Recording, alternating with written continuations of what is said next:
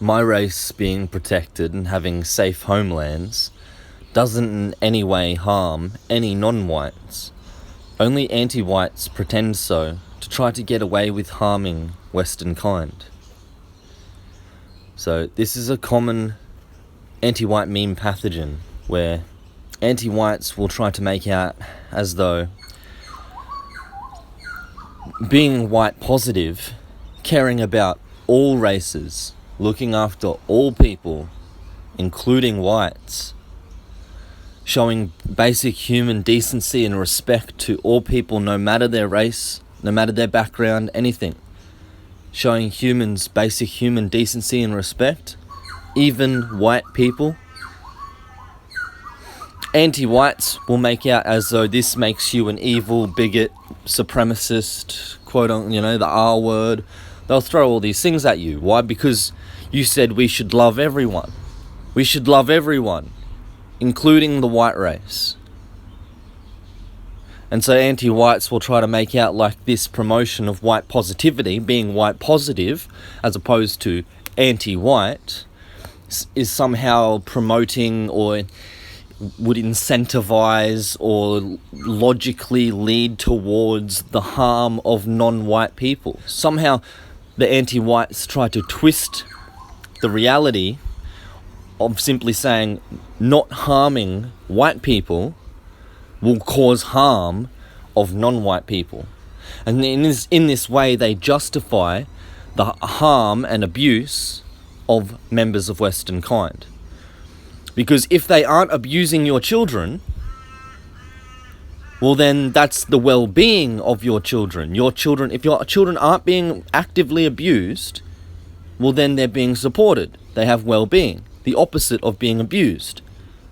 And if that's the case, according to the anti-white, that's harming non-whites. So that has to stop. The well-being of your white children has to stop, because apparently, according to the anti-whites, it hurts the non-white children, even though we all know it doesn't. Loving everybody just makes everyone's lives better. So if you love everybody, including the white people, that just makes everything better for everybody. But the anti-whites twist this with their anti-white lies, meme pathogens, which is all they have. They're lies of the anti-white narrative. And again, one of their most common anti-white meme pathogens is that if you support white people, if you believe in not abusing innocent white children, then you are evil, because that will somehow lead to the harm of non-whites. So, there you have it. Anti-whites want to justify the abuse of your children and the abuse of members of Western kind in general. And this is one of the many excuses, the many justifications that they use, which is, again, that if you are supportive of all races and all people, and you just love everyone, including white people, then that somehow makes you evil, because that will lead to the harm of the non-white people. Just by loving everyone. So you're not allowed to love everyone and treat everyone with respect and decency, because that's evil in the anti-white narrative. You have to love everyone except for the white people, and you have to actively harm the white people. There's nothing wrong whatsoever with protecting the white race. If you have an issue with protecting the white race, or maintaining white homelands where the white race is safe to live in a homogenous white nation, then there's something wrong with you. You're a psychopath. You want to hurt innocent people. And again, you can use the excuses that you want, like, oh, well, if there's a white homeland for white people to be safe, well, that will lead to the harm of non-white people, and it'll take away non-white people's rights. No, again, unless you have those lies and excuses to justify the abuse and harm of innocent white people, you've got no excuse. So you have to make up those types of excuses to get away with the anti-whiteism. When in reality, we all know if you look after white people, and white people have human rights, just like everyone else, if everyone gets the same human rights and we live in equality, actual real equality, so that means white people get to have their own homelands as well, for just white folk, because that's equality, just like Japanese have Japan, the Jews have Israel, Sudanese have Sudan. Every nationality, every race of people has their own homeland. So if we're going to be equal and we want to love everyone fairly, then you have to have white homelands for just white people. And anyone who has a problem with that, they're just psycho and they just want to harm innocent white people and they just want to abuse children. Pretty straightforward.